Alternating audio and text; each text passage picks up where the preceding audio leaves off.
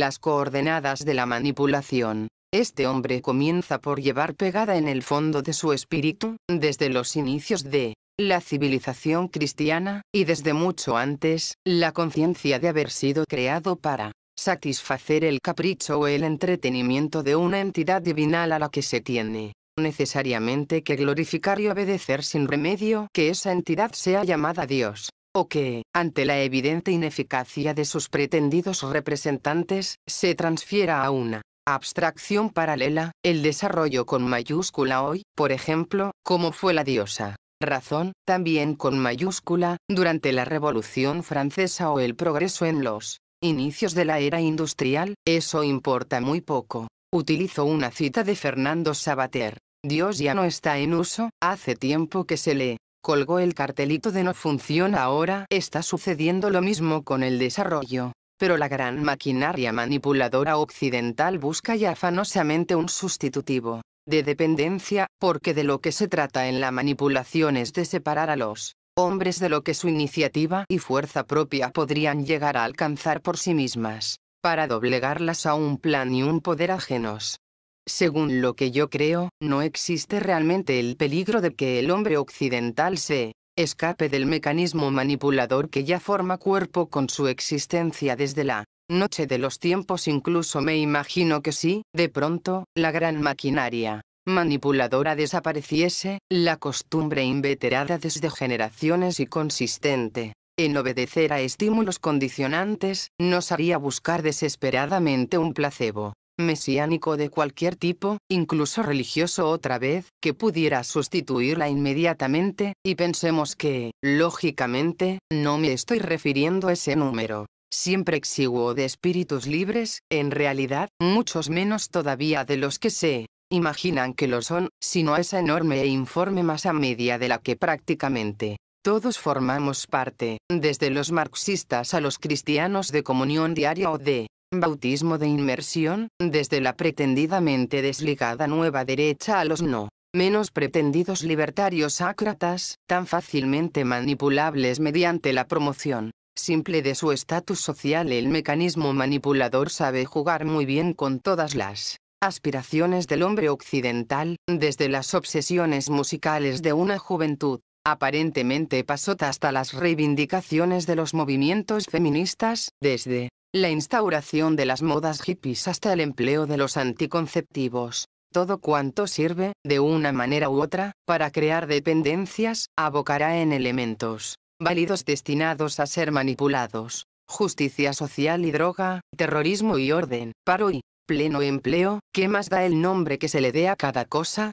En una visión inmediata y futurible de la situación mundial, no hay necesidad de plantearse cómo manipular al hombre de Occidente, porque ese hombre, usted y yo, amigo, estamos ya suficientemente condicionados por los reflejos que nos proporciona la gran entidad manipuladora de nuestro mundo. El problema, la intención, la visión de futuro, estriba en llegar a saber el modo de hacer que obedezcan a los mismos estímulos los ciudadanos del tercer mundo. El nombre de ese modo de actuar, aunque se quiera dorar la píldora con palabras altisonantes, fue escrito ya hace años por Nietzsche. Se llama voluntad de poder, y de ella surge, y vuelvo a citar el texto del profesor Savater, la decisión de legislar, de crear nuevos valores, de apoderarse, de controlar, de someter, de estatuir. El secreto está en el modo de ejercer esa acción. Se empieza desde arriba, con motivo de su fulgurante y multitudinaria aparición, y en Jacques Servan Schreiber hizo declaraciones casi milenaristas a todos los medios de información, con preferencia a los audiovisuales, más capaces de dar la imagen requerida, y, cosa curiosa, repitió una vez y otra cómo había expuesto su plan de desarrollo del potencial humano ante los grandes líderes del tercermundismo y de los países neomillonarios de la OPEP, y cómo, creo que sin excepción, por cierto, no recuerdo haberle oído que tuviera ningún encuentro con el imán Khomeini, se habían mostrado entusiasmados con su plan mesiánico, con su microprocesador y, naturalmente, dispuestos al ensayo del gran desafío. Desde luego, yo no creo que la señora Indira Gandhi, por ejemplo, conozca mejor a su pueblo que el gran Mahatma de quien tomó solo el nombre, ni creo tampoco que los jeques y emires de la península arábiga tengan un efectivo contacto con sus camelleros, errantes de los grandes arenales. Unos y otros, por el azar del predominio económico y de las circunstancias políticas de todos conocidas, tienen ante ellos, como punto de mira exclusivo y excluyente, el espejuelo del desarrollo occidental, el gran dios del siglo XX, sin calibrar más allá de los muros de sus soberbias mansiones el sentir de unos seres humanos que tienen una concepción vital totalmente ajena a la nuestra. Si el desafío se cumpliera, y hasta sería posible que fuera así, sucedería lo mismo que en aquella anécdota, típica de la mentalidad manipulada de nuestro mundo, en la que un joven Boy Scout, al que le habían metido en la cabeza la idea de que tenía que cumplir necesariamente una buena acción, cada día, se dedicaba esforzadamente a ayudar a las ancianas a cruzar las calles de su ciudad, aunque las buenas viejecillas no tuvieran la menor intención de hacerlo. Yo supongo, completando la historia del Boy Scout, que las buenas viejecitas regresarían a su punto de partida en cuanto el muchacho se hubiera perdido de vista. Del mismo modo, tengo el convencimiento de que, al poner en juego el plan desarrollo del potencial humano, los grandes manipuladores del mundo occidental, lo mismo que los no menos occidentalizados dirigentes del tercer mundo, se encontrarían con más de una sorpresa. Desde la utilización de los microprocesadores para contar los granos de arena del desierto a la demostración de que una mente humana debidamente evolucionada, y tengo el convencimiento de que esas mentes existen y de que se encuentran precisamente en el tercer mundo, puede inutilizar la microexactitud de la maquinita con la puesta en marcha de los mecanismos profundos de su voluntad, la base de la supervivencia. Olvidemos, si es posible, esa especie de ansia irreversible de poder planetario, que, por otra parte, nunca sería nuestro, sino de unas cuantas sociedades anónimas. Olvidemos también, si logramos mentalizamos para ello, nuestra manía de juzgar a los hombres y a los pueblos con arreglo a nuestros patrones mentales. Pensemos que a un hindú, es otro ejemplo, no se le va a poder regir la existencia por el paso inexorable de las cifras de un reloj digital, porque su concepto del tiempo, un concepto adquirido a lo largo de instantáneos milenios de civilización propia, no está medido desde las mismas coordenadas que nos sirven a nosotros. Pensemos, si aún tenemos capacidad para ello, que fue nuestra civilización superior y dogmática, sí, la misma que ha puesto a punto el microprocesador de silicio, esa pastillita tan milagrosa, como si se tratase de la cápsula contenedora del antibiótico curamales definitivo, la que, lejos de crear, destruyó civilizaciones enteras. La de los pieles rojas de los Estados Unidos, la de los pueblos del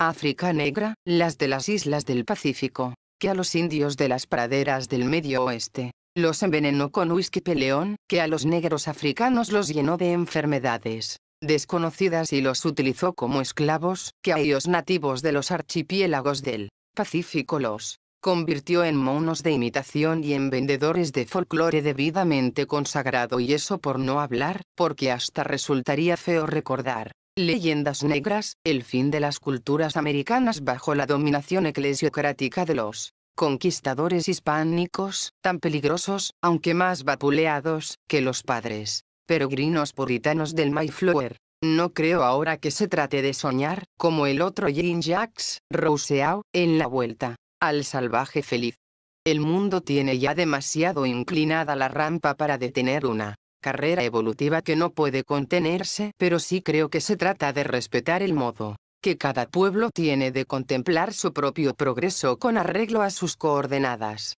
tradicionales, cortar un solo patrón tecnológico y aplicarlo desde la mentalidad impersonal de la sociedad anónima, quepa o no quepa en el cuerpo colectivo de los demás pueblos, es precipitar una nueva confusión babélica y uniformar aquello que solo con el respeto a su misma diversidad puede conservar, en este tercer milenio en el que entramos, la unidad esencial del género humano. Si alguna oportunidad tiene el tercer mundo de contribuir efectivamente a la salvación de la humanidad, es precisamente tomando conciencia, de una vez por todas, de que no ha de ser esclavo, ni siquiera de la computadora, de que sus valores propios son tan válidos, o más, que los nuestros, y de que solo fomentándolos en su pureza podrán salvarlos y salvamos de rechazo a nosotros, dándonos, que falta nos hace una lección definitiva e irreversible de humildad, haciéndonos ver, sin asumirla, nuestra propia manipulación obligándonos, con su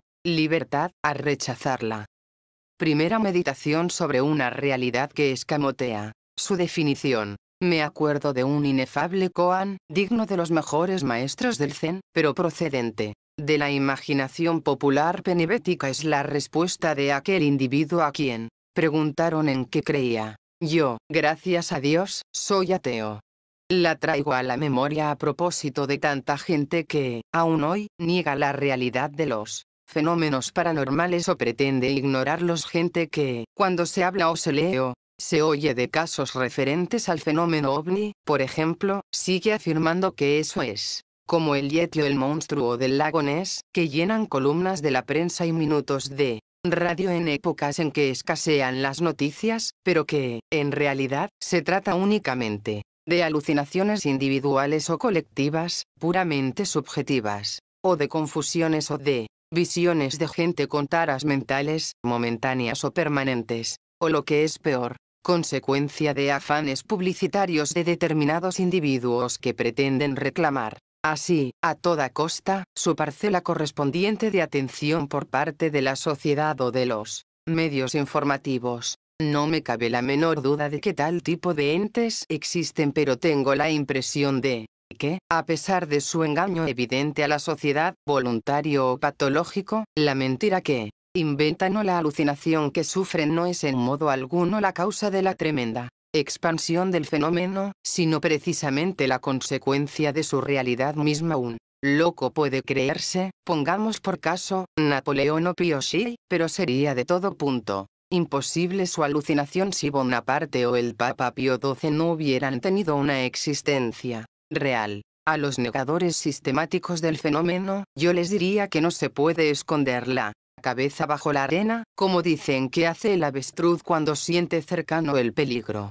Lo que hay que hacer es tratar de verlo en su real dimensionalidad y, si es posible, hacerle frente. Con esto quiero decir que, al hecho paranormal, sea fenómeno ovni, sea su secuela, o su causa o cualquier otro fenómeno paralelo o maldito que, aparentemente no tenga nada que ver con él, debemos situarlo en las coordenadas estructurales de su función, ya que, al menos por el momento, es prácticamente imposible que lo definamos con total objetividad. La ciencia, nuestra ciencia, la que se enseña en las universidades y prospera a trancas y barrancas en los laboratorios y en los papeles de los sabios, o bajo el microscopio, suele definir únicamente cuando el análisis de todos los elementos que componen un fenómeno permite establecer su clasificación, separándolo de todas sus aparentes correspondencias si éstas no han sido debidamente comprobadas. Sin embargo, eso que llamamos fenómeno paranormal es, al menos por el momento, esencialmente indescriptible. Nadie ha podido encajarlo en los parámetros de la ciencia y de la lógica. Es imprevisible, tanto en sus reacciones como en las circunstancias que provocan su aparición y, significativamente, sucede demasiado a menudo el hecho de que no se presenta solo, sino que cada fenómeno viene precedido de alguno tan extraño o paranormal como él, o le suceden otros que, por su misma naturaleza insólita, ayudan a la idea escéptica de los que niegan sistemáticamente su realidad y piden, como ineludible condición para aceptarla, que se les diga qué es, cómo es, por qué es y cuáles son sus fines y sus razones. El fenómeno está ahí así, sin más, aparece y desaparece, condiciona y despierta polémica, se le afirma y se le niega y, aun quienes en principio lo aceptamos como realidad indiscutible, polemizamos hasta la saciedad sobre si eso es bueno o malo, terrestre o extraterrestre, condicionador de nuestra naturaleza o testigo mudo de nuestra evolución. Solo hay un rasgo común en el que todos, de grado o por fuerza, tenemos que coincidir: el hecho de que el fenómeno paranormal actúa, visceral o intelectualmente, sobre las personas que aceptan su realidad y se integran en ella no deja indiferente a pasado de tal modo a formar parte de nuestro mundo, en lo positivo o en lo negativo, que cabe preguntarse si no será acaso esa integración la que, desde todos los puntos de vista, explique y defina su naturaleza, si acaso su realidad no será el motor mismo de nuestro impulso y de nuestros pensamientos, desde ese momento perdido en la noche del tiempo en que surgió la memoria y, con ella, la creencia o la esperanza en una realidad en la que los oscuros sueños de perfección del género humano tenían una respuesta válida y, sin dudas razonables. Si queremos darnos cuenta de los hechos, sin barrer hacia cualquier tipo de esquema previo aceptado por los condicionamientos culturales de cada cual, la primera verdad que se nos planteará como imprescindible, a la hora de establecer un intento de aproximación a los fenómenos paranormales, será la necesidad absoluta de hacer definitivamente compatibles dos fuerzas que, desde siempre, se han vuelto la espalda y se han empeñado en negarse mutuamente. Ciencia y religión. Es curioso que ambas, en cualquier época y en cualquier lugar, hayan venido sosteniendo la gran batalla de las ideologías para alcanzar un fin común. Es más que curioso que el progreso cíclico de cada uno de estos modelos sea alcanzar, o buscar, la realidad, haya tenido que producirse siempre en detrimento del otro, cantándose victorias pírricas cada vez que la ciencia creía vencer un artículo de fe, o cada vez que un dogma anatematizaba un teorema. Es significativo, en fin, que ambas hayan intentado secularmente tirar del género humano hacia su propio campo, mentalizando respectivamente el intelecto y los impulsos primarios del espíritu, sin caer en la cuenta de que el ser humano constituye en sí mismo, incluso como género, una unidad en la que instintos, pensamientos, afanes, deseos, miedos y esperanzas tienden a un solo fin: el conocimiento exacto del lugar que ocupamos en el concierto cósmico, y da la casualidad de que, en ese mismo lugar, se encuentra la meta común de eso que llamamos ciencia y de esa otra cosa que denominamos religión. En este contexto de guerra secular por la conquista de la confianza humana, el fenómeno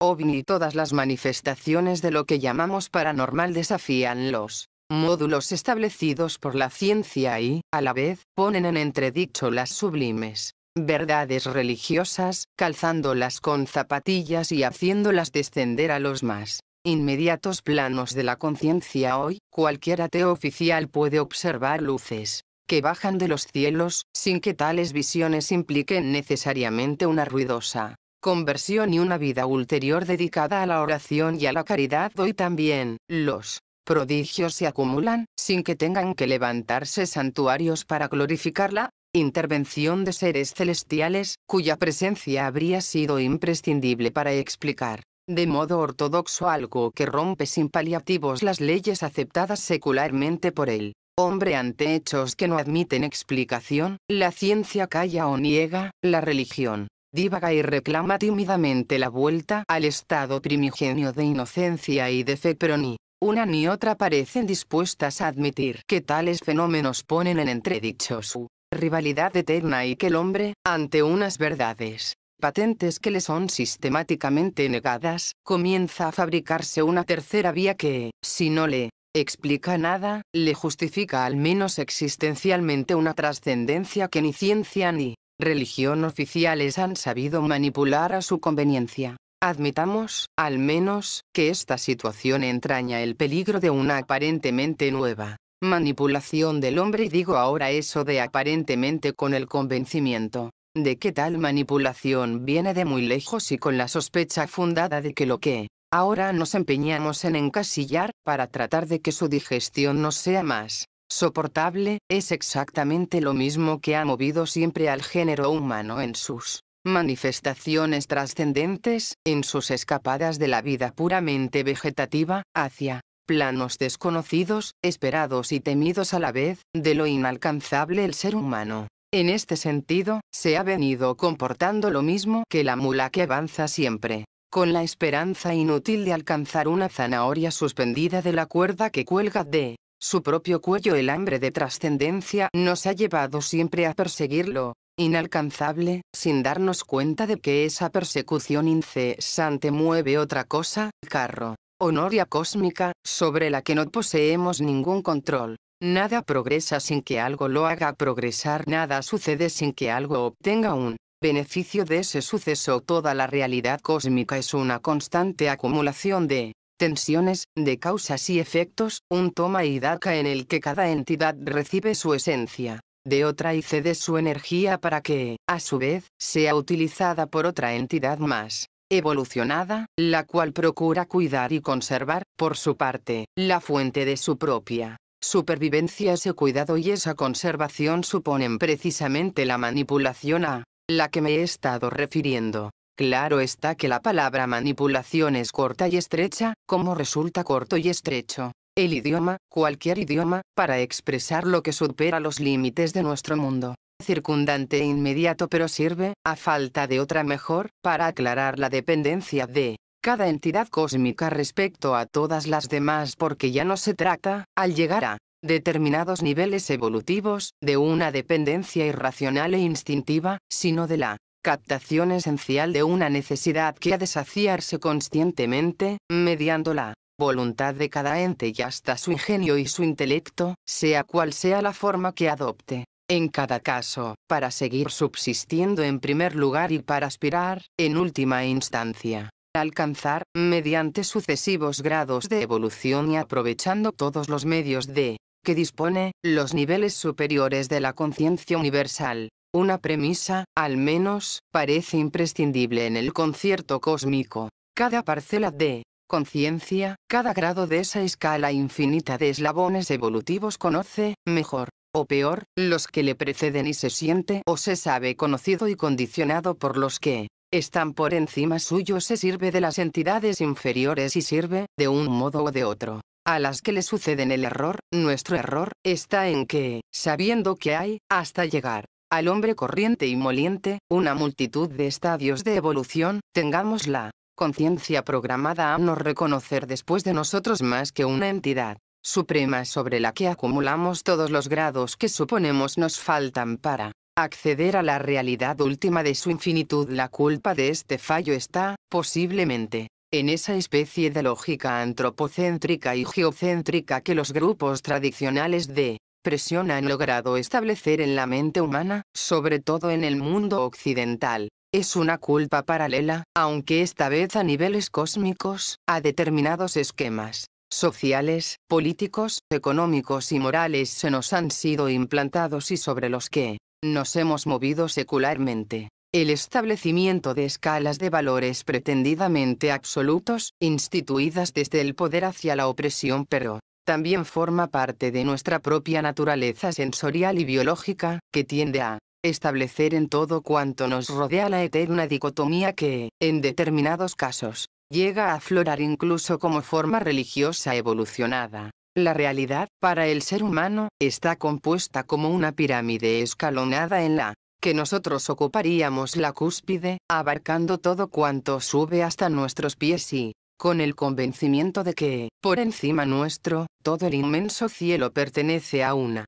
sola divinidad protectora que nos abarca y nos integra en su infinitud única e indivisible. En este sentido, tendemos a considerar que esa divinidad, reconocida o negada, creadora y destructora, señora de la vida y de la muerte, reúne en grado infinito en su esencia todo lo que nos han hecho considerar positivo, bueno y bello, de nuestro esquema dualista. Con ello, insensiblemente, la limitamos, porque sentimos la necesidad paralela de suponer otra divinidad que asuma cuanto de aparentemente negativo nos llega de más allá de nuestras fronteras conscientes, pero, aún así, con este esquema programado e inalterable que han creado precisamente los sentidos a través de los cuales contemplamos nuestro entorno, eso que llamamos realidad, existe un inmenso vacío entre la infinitud imaginada o presentida y lo inmediatamente superior a nosotros, que, sobre estar prácticamente a nuestro alcance, ya está fuera del alcance de nuestra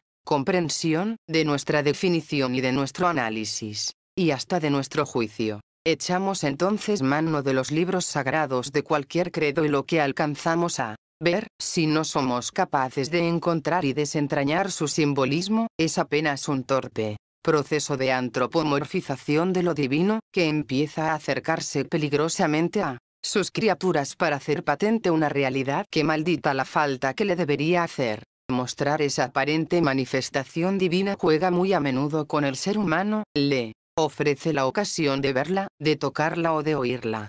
Y, cuando quiere, echando mano de una voluntad caprichosa, parece elegir a determinados individuos al azar, para que le sirvan de intermediarios y hagan conocer a sus congéneres su alta voluntad. En esta falsa y programada apreciación de nuestro papel en el conjunto de la armonía cósmica reside, a mi parecer, nuestra íntima incapacidad para situar en su justo límite los fenómenos que caen fuera del alcance de nuestros esquemas mentales. Se nos ha programado una teogonía antropocéntrica sobre ella, hemos creado nosotros una cosmogonía puramente sensitiva, derivada de las apariencias subjetivas con las que nos hemos acostumbrado a observar y a juzgar la realidad. De pronto, esa realidad irrumpe en nuestro mundo tal cual es, desnuda de apreciaciones a priorísticas, actuando como debe y no como nosotros habríamos querido imaginar que debería hacerlo, porque para eso nuestros sesudos científicos y nuestros sabios rectores espirituales han descubierto leyes,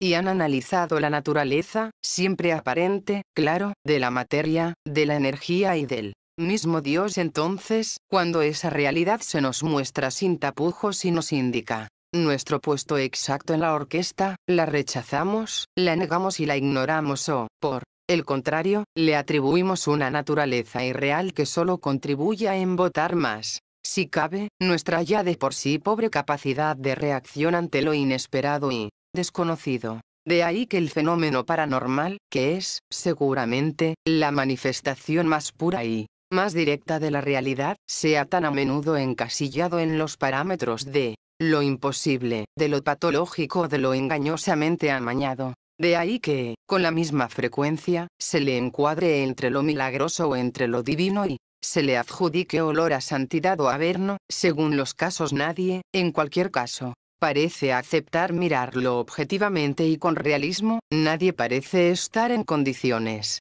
de dejarlo en sus dimensiones justas, y esto por una razón bien sencilla. ¿Por qué hacerlo? Así sería situar al género humano en sus reales y auténticas coordenadas evolutivas, en las bases mismas de sus dependencias y en el lugar preciso, o, al menos, en el más aproximado, que ocupa en la escala cósmica de la evolución. Creo que, si fuéramos realmente capaces de escapar del dictado paralelo de nuestros sentidos y de la mentalización secular a que nos han tenido sujetos los omnipotentes poderes de la ciencia y los grupos de presión espiritual que invaden mentes y voluntades, empezaríamos a estar en condiciones de acceder a nuestra propia evolución. Para ello, sería necesario que comenzásemos por enfrentar objetivamente lo desconocido, aun con la conciencia cierta de que, con mucha probabilidad, habríamos de quedarnos en la fase casi aterradora de las preguntas sin respuesta, de las llamadas sin eco. De eso han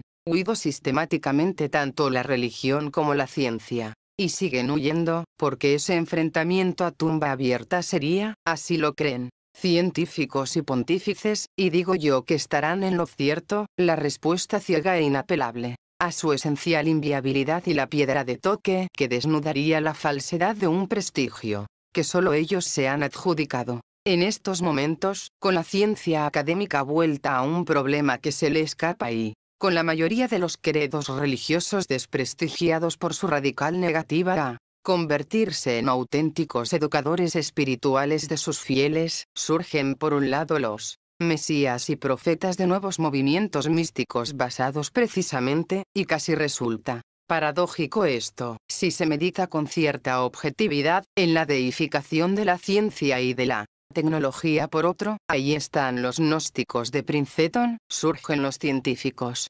conscientes de una realidad que solo puede resolverse olvidando teoremas y leyes y adentrándose en la espiritualidad del ser humano, como integrante de un universo esencialmente desconocido e incognoscible. Entre ambas tendencias, tal vez provocándolas, pero fundamentalmente catando y fundiendo las soldaduras añejas que anquilosaban a los seres humanos desde los albores de su aparición. Lo paranormal se enseñorea del mundo cotidiano, juega con los individuos y con la sociedad planteando los problemas de la esfinge, pone en tela de juicio dogmas, costumbres y atavismos y nos pone a nosotros, a cada uno de nosotros, frente a la revisión en profundidad de todo cuanto nos enseñaron y de todo lo que heredó del antropopiteco el bendito inconsciente colectivo que nos descubrió el Dr. Jung. Se hace posible y hasta corriente lo absurdo, lógico lo impensable, y se resquebrajan unos principios en los que nos habían hecho creer a pies juntillas una luz en el cielo, un androide verde con escafandra, una pócima milagrosa llegada de la constelación de Orión, metales que se desintegran entre los dedos de los contactados y bombas que podrían estallar por control remoto mental se convierten en espectáculo y en nuevo acto de fe cósmica. Hay sectas que preparan a sus miembros para tomar definitivamente la alternativa de poder en el mundo gracias a las facultades que les provocan. Hay místicos del peyote y curanderos que operan, y hasta matan, y ganan dinero utilizando como bisturíes tijeras oxidadas, y como quirófanos cuartos de albergues malolientes. Hay mensajes de una ciencia imposible venida del otro lado de la galaxia y seres humanos que juran haber viajado a planetas civilizados de otros sistemas solares. Yo he visto y he hablado muchas veces con pretendidos contactados del cosmos, con psíquicos, con curanderos que creen en el Dios del Vaticano y en la Virgen y curan con la ayuda de San Miguel Arcángel, con visionarios que auguran desastres cósmicos inmediatos y con arqueólogos, no académicos, gracias a Dios, que buscan la huella de los remotos maestros, con médiums y contemplarios de hoy mismo, soldados de un Cristo no mediatizado por la púrpura papal, con obsesos de la Ouija y con empedernidos creyentes en los mensajes de humo y urantía. He comprobado cómo, a trancas y a barrancas, lo insólito y paranormal, que está haciendo ahora mismo crisis en la gran masa de la humanidad de nuestro tiempo, ha estado siempre en la base de los grandes movimientos religiosos y de las pequeñas herejías consumidas por los fuegos purificadores del santo oficio. Se diría que, detrás de cada santo, de cada profeta, de cada heterodoxo, de cada vidente, ha habido siempre un contactado que tuvo acceso, voluntario o inconsciente, a la otra realidad que hoy se está lanzando a la conquista de la vida cotidiana. Pero precisamente esa circunstancia, el aquí y el ahora de esta crisis en la que se tambalean, parece que definitivamente, todos los principios lógicos y todas aquellas creencias tan sólidamente cimentadas, es la que nos debe empujar a plantearnos la cuestión, puestos a admitir ya nuestra radical imposibilidad de acceder conscientemente a la realidad inexplicable que viene a romper los esquemas de nuestra particular y errada visión del mundo, puestos a hacer un definitivo acto de contrición cósmica y a entonar el mea culpa de nuestro secular antropocentrismo, puestos a reconocer que somos apenas una gota de agua en la gran cascada universal, porque la otra realidad, la siguiente realidad, si queremos ser estrictos, llega precisamente en estos momentos para dar cuenta multitudinaria de su existencia y de su ascendiente biológico sobre nosotros. Tal vez porque hemos evolucionado en grado suficiente para estar en condiciones de entrar en contacto con ella de modo definitivo y esclarecedor. O tal vez porque, por el contrario, hemos evolucionado en algunos casos demasiado para seguir siendo útiles a la entidad o las entidades que forman parte de esa realidad. Trataré de explicar esta última pregunta, que se me hace esencial, con un par de ejemplos sobre la utilidad. Pensemos primero en el pastor que conduce en solitario a sus ovejas por los pastizales. Ha echado mano de un mastín para que le ayude en el buen gobierno del rebaño. Le ha enseñado lo suficiente para que le sirva, para que le sea útil, para que funcione perfectamente la relación amo-servidor, sujeto-objeto. Pero, ¿qué sucederá si, cualquier día, el mastín pretende hacer valer a su modo sus hipotéticos derechos? ¿Qué pasará si reclama sus reivindicaciones? El pastor, también a su modo, procurará que su perro se dé cuenta de la superioridad inalienable que ejerce sobre él, le hará ver como sea, palo o grito, que él, el pastor, es quien manda y que el mastín no tiene que hacer más que cumplir con su obligación de dependencia. Pensemos ahora en otro pastor, o en el mismo, que tanto da, que tiene un rebaño lo suficientemente grande como para necesitar varios mastines. Pensemos que cada mastín, en un determinado instante, hace la guerra por su cuenta, que uno se inhibe, que otro se ocupa de 3 ovejas y otro de 5, y que cada cual las lleva por donde su instinto le da a entender. ¿Sirve eso a nuestro pastor o, por el contrario, necesitará una especie de unificación de los esfuerzos de todos los perros, para que todo el rebaño siga la misma senda? Si trasladamos estos ejemplos a nuestro mundo, en la circunstancia precisa que estamos viviendo, aquí y ahora, comprobaremos cómo, por un lado, el ser humano ha vuelto la espalda a la dependencia secular que le llevó en épocas inmediatas a eso que se llama fe, sacrificio, penitencia y hasta oración, y cómo, por otro lado, han comenzado a surgir por todas las latitudes, focos atomizados de creencias que reúnen pequeños grupos de adeptos en los que lo mismo surge la vertiente satánica, Guyana, Manson, que la angélica o virginal, Palmar de Troya, Garabandal, o la neutra, Siragusa, María Sabina. En cualquier caso, los dioses se multiplican, extraterrestres, ortodoxos, arcángeles, fuerzas luciferinas u hongos alucinógenos, creando una lógica confusión que solo puede conducir a la indiferencia de aquellos, siempre mayoría, que no se sienten de ninguna manera implicados en ese determinado y concreto culto, en esa secta o en esa escuela. En medio de tal contexto, surgen, y es lógico que surjan, las relaciones artificialmente adaptadas a las circunstancias particulares de cada grupo, y de ese modo, Jesucristo es visto a menudo como extraterrestre, los tibetanos son contemplados a la luz de las hipotéticas razas raíces o de las tribus perdidas de Israel, y hay infinidad de identificaciones gratuitas o forzadas e innúmeras y penosas búsquedas hacia una justificación particular o exclusiva, basada, siempre o casi, en la tradición primigenia que parece unirlo todo en una conciencia ancestral única, que luego, lo mismo que la torre de Babel, se escindió en parcelas ya definitivamente enemistadas e irreconciliables. Nosotros, como seres humanos que somos y como entes civilizados que pretendemos ser, consideramos como máxima prueba de nuestra evolución el hecho de proclamar decididamente la libertad, tanto a niveles individuales como colectivos, el hecho de dejar que cada cual busque su camino y que, a través de él, si es que puede, encuentre su salvación o su trascendencia, su realización. Ahora bien, con esa idea, ciertamente bellísima, pero al mismo tiempo con la práctica que hacemos de ella, ¿no estaremos acaso rompiendo el mecanismo evolutivo mismo, por no ser lúcidamente conscientes de los límites cósmicos de la libertad y, más aún, del significado auténtico del concepto?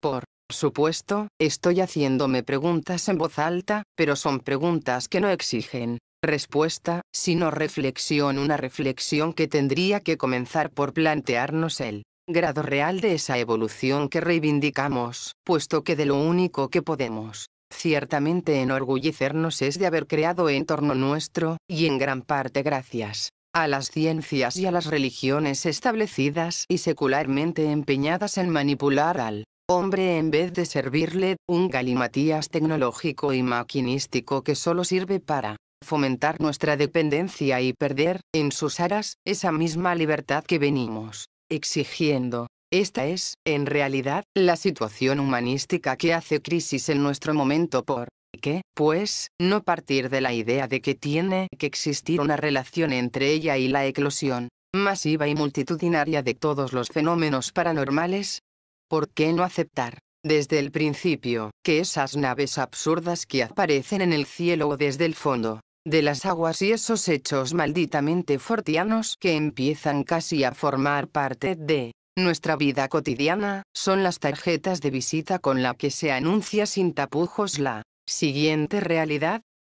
De maestros, mesías y profetas, por ejemplo, un cubo con 6 paredes. A veces tengo que imaginarme al hombre como un ser encerrado herméticamente entre las 6 paredes de un cuarto cúbico sin salida, sin ventanas, sin cristales transparentes, que le permitan ver, o sentir, o vivir. El exterior es una situación, llamémosla simbólica si queremos, ante la cual se pueden adoptar diversas actitudes. La primera, ignorar el encierro, aceptar ese espacio vital con el que se cuenta, y construirse la existencia con arreglo a un condicionamiento previo. La segunda, tomar conciencia de la falta de libertad, de la imposibilidad radical de escapar de esa celda de los sentidos, con la consiguiente angustia existencial que tal reconocimiento lleva consigo. Una tercera consistiría en lanzarse de cabeza contra uno cualquiera de los muros y astillarse definitivamente el cráneo en un intento, tan inútil como desesperado, de acceder a una libertad para la que la dureza de nuestros huesos no estaría preparada. Aún una cuarta, y siento que nos acercamos a un estado ideal e hipotético del ser humano, exigiría un eventual entrenamiento, instintivo y personal, de nuestra entidad física, que nos permitiría acceder a un grado de simbólica dureza ósea suficiente para romper, sin excesivo peligro, uno de los muros y salir al exterior y respirar definitivamente un aire de libertad por el contacto directo con ese mundo real, trascendente inmediato, que hemos intuido en un instante u otro de nuestra vida, pero que nunca nos ha permitido levantar ni un simple ángulo de la cubierta que lo esconde para acceder a su esencia. Esta última actitud cabe tomarla, a su vez, de muy distintas formas. Una de ellas, por el esfuerzo personal puro, por el acto voluntario y casi sobrehumano de toda la personalidad, física y psíquica, intelectual y visceral, que logra hacer estallar violentamente la barrera sensorial, engañosa y mediatizante, para provocar el surgimiento del espíritu a los horizontes transdimensionales de la suprarrealidad otra, mediante el uso ritual de determinadas sustancias que, de uno u otro modo, provocan o colaboran en la ruptura de los esquemas, léanse muros, que nos aprisionan en esa realidad tan aceptada como aparente, de las sensaciones físicas, y doy a este término sensación su valor primario de estímulo de los sentidos, de captación mediatizada por intermedio de unos órganos físicos que, exactamente lo mismo que la computadora electrónica, nos da apenas el resultado, válido o no a niveles trascendentes, de un proceso de interpretación involuntaria de la realidad. Quiero decir que los sentidos, nuestros 5 sentidos occidentales o nuestros 6 sentidos, si añadimos el mental, de las filosofías de Oriente, no nos dan una visión, sino una interpretación de la realidad, con lo cual siguen manteniéndonos simbólicamente prisioneros de ese cubo de 6 lados desde el cual nunca lograremos vislumbrar los horizontes, para nosotros inalcanzables en principio, del auténtico cosmos, del universo suprasensible.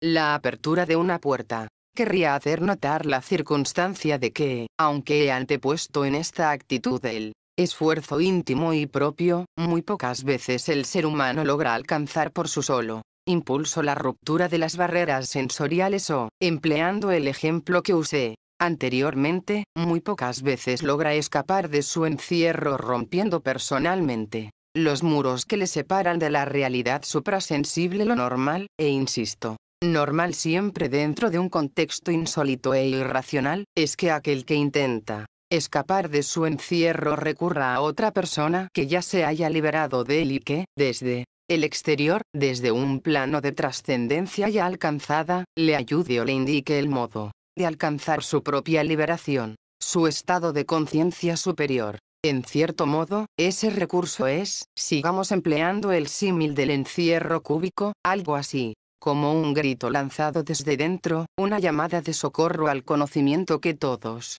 en un momento u otro de nuestra vida, hemos sentido la necesidad visceral de lanzar. Aunque luego, quién sabe si por no hallar respuesta o por habernos conformado con la primera voz que nos contestaba, la mayor parte de nosotros hayamos acallado nuestros propios gritos y, en el mejor de los casos, nos hayamos habituado a inventarnos o aceptar un simulacro de trascendencia, de sacralidad o de religión, perfectamente adecuado al mundo engañoso que podemos percibir desde nuestro encierro sensorial y, sobre él, sobre nuestra misma alucinación esquizoide, hemos dejado descansar tranquilamente nuestra rebeldía cósmica de un solo instante. Excepcionalmente, sin embargo, hay quien extrema su insistencia, hay quien no se conforma con el estatus fijado y mantenido por los sistemas religiosos o sociales, establecidos como norma para la masa conformista de sus fieles. Esos inconformistas no pueden, en principio, aguantar el fraude de la feligresía y, aun sin conocer la eventual posibilidad de que haya algo cierto y real más allá de los muros de su prisión sensorial, intuyen esa realidad que ni siquiera saben aún si se halla en su universo, en su celda cúbica, o fuera de él, pero que, en cualquier caso, eso tiene que ser algo distinto a lo que el hábito y hasta las leyes aceptadas le han obligado a acatar como lo único cierto e inamovible. Estos buscadores son los que tienen en su mente la certeza intuida de que existe una realidad al otro lado de la pura percepción sensorial, una realidad de la cual dicha percepción es apenas un reflejo engañoso. Su certidumbre les lleva a la necesidad de atravesar el muro y esa necesidad les conduce a la búsqueda, que comienza, creo que, siempre, a ciegas y es como el golpear de las paredes de la celda, como un tanteo que trata de hacerse sentir y que, al mismo tiempo, intenta adivinar el modo, el momento y hasta el lugar exacto por el que el muro puede ser accesible, frágil.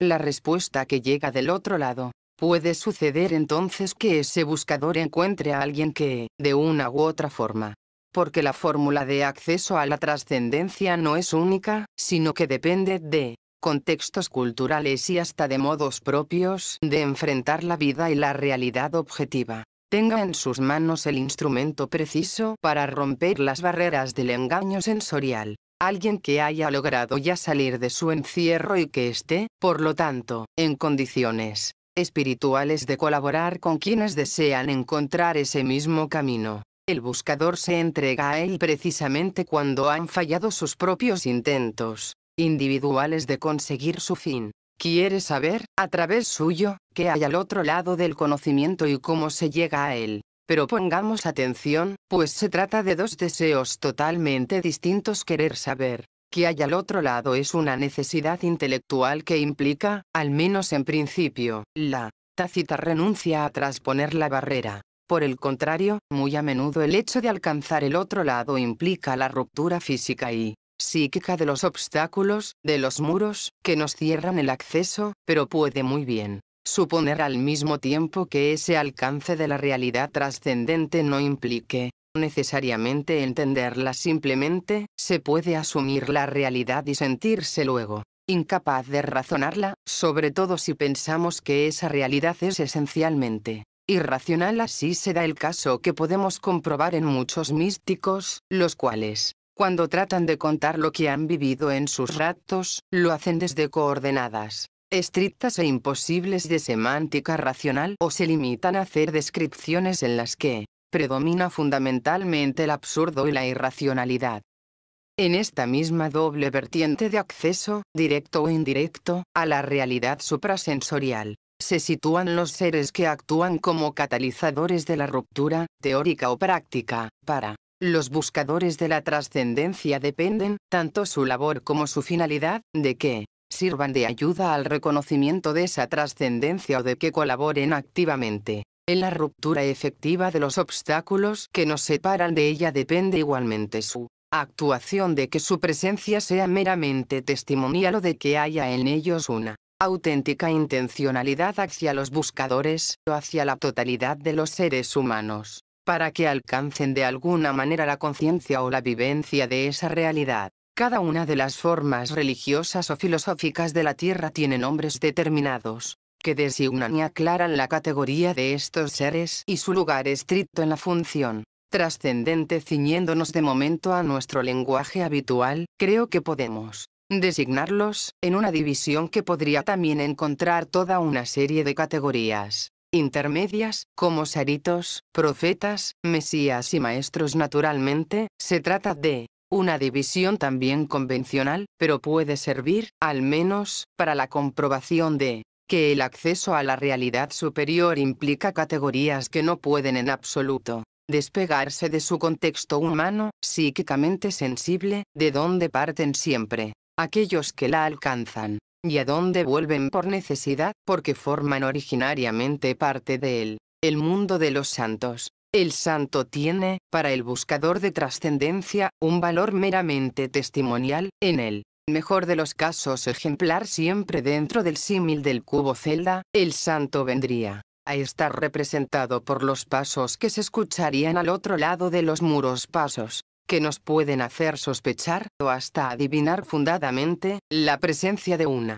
entidad que sí parece haber logrado trasponer de alguna manera las barreras del conocimiento sensorial, pero quiero hacer hincapié en el hecho de que, al hablar de santos, no me estoy refiriendo exclusivamente a los que se integran en el santoral ortodoxo de las iglesias cristianas, incluso, pensando en el hecho de que muchos de ellos lo sean efectivamente, hay que tener en cuenta que ese santoral incluye toda otra serie de categorías que van desde la designación unilateral de santidad por una determinada conveniencia política momentánea del aparato eclesiástico, el caso de ciertos monarcas santificados o el caso reciente de una distribución proporcional de santidades, con arreglo a los países que, en cada momento político, resulta conveniente halagar, hasta el reconocimiento e incluso la personalización casi obligada y convenientemente alterada de entidades e incluso de símbolos sagrados de funciones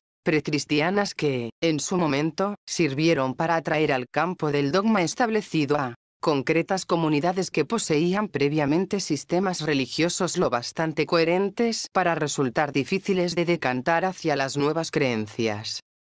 El santo, pues, es un testigo. Recordemos, a este respecto, que la palabra mártir, que suele designar generalmente a los primeros santos, cronológicamente hablando, del santoral cristiano, significa en su acepción griega originaria testigo, del mismo modo que el sustantivo martirión significa testimonio, y hay que pensar que, si los primeros cristianos llamaron testigos a sus correligionarios víctimas de la persecución, era precisamente porque, con su muerte ejemplar, alcanzaban una de las formas posibles de acceso a la trascendencia de la que habla su dogma. Esa muerte, de forma ideal y según la fe, presumiblemente les permitiría conocer directamente la realidad divina prometida por la nueva creencia. Sin embargo, el santo es un ser que, en el mejor de los casos, sirve apenas de ejemplo y nunca de ayuda, al menos prescindiendo del hecho de que el ejemplo en sí no sea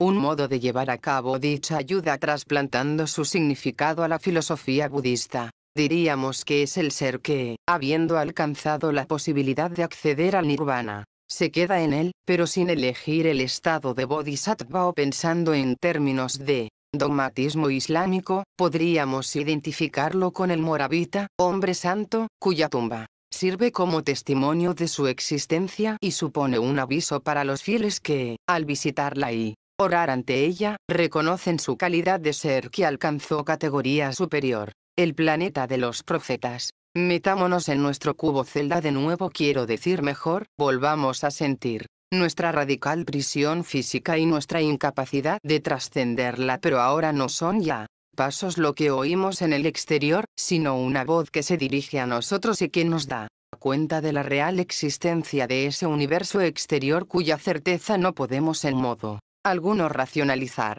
La voz del profeta es un anuncio. Para reconocerla como tal, prescindamos primero de acepciones parciales. No pensemos solo en el término como relativo al ser que augura desgracias o venturas futuras, como sucede en la mente general del mundo religioso judío, cristiano o islámico. El anuncio profético va mucho más allá de esa visión de acontecimientos. Es una ruptura tácita de los conceptos temporales, realizada por un ser que puede hacerlo, porque ha trascendido precisamente la dimensión que nos impide a nosotros tener conciencia de esa realidad en el fondo, por más que nos empeñemos en adjudicar definiciones y en inventar términos que nos expliquen racionalmente la irracionalidad trascendente. Todo el problema, simple y a la vez insoluble desde el punto de vista práctico e inmediato, estriba en nuestra dependencia de una dimensión que no solo no dominamos, sino que nos domina y nos anula. El profeta anuncia que ese dominio sobre la dimensión temporal es tan posible como lo es el que ejercemos sobre las tres dimensiones que llamamos espaciales del mundo físico en el que estamos inmersos, nuestra celda, y pongamos atención, pues no es tan importante, muchas veces, la constatación irreversible de que el profeta que nos habla lo haga efectivamente desde el exterior, desde planos desconocidos de la realidad trascendente, como el estímulo que, a niveles unas veces conscientes y otras inconscientes, produce en aquellos que le escuchan. El profeta puede ser perfectamente fraudulento, podemos incluso llegar a ser conscientes y a tener pruebas irreversibles del fraude y renegar de quien lo ha realizado. Esa comprobación, por negativa que pueda ser, afectará a la persona que sea descubierta en fraude, pero habrá despertado, al mismo tiempo y de todos modos, la conciencia de esa realidad, haciéndola presuntamente cierta a pesar de la falsedad evidenciada. En el fondo, el hecho es que no existe nada que suponga creación de una realidad total y absolutamente imaginada. Si he dicho en otra parte que ningún loco podría creerse Napoleón si no hubiera existido Bonaparte en carne y hueso, es porque el ser humano resulta incapaz de imaginar una situación, un mundo, un hecho que, de una u otra forma, no tenga una razón cualquiera para formar parte de un concreto estadio de la realidad. El dominio del tiempo y su consiguiente anuncio no podría caber sin antecedentes que señalasen, al menos, la eventualidad de que tal hecho fuera cierto y posible. A partir de ahí cabe todo, desde la turbación mental que hace creer al individuo en su condición de profeta, y aún ahí habría que hacer un estudio en auténtica profundidad de las sinrazones que le han conducido a ese convencimiento, hasta el engaño tácito concebido con fines de manipulación directa de los seres humanos, lo que más adelante tendremos ocasión de ampliar.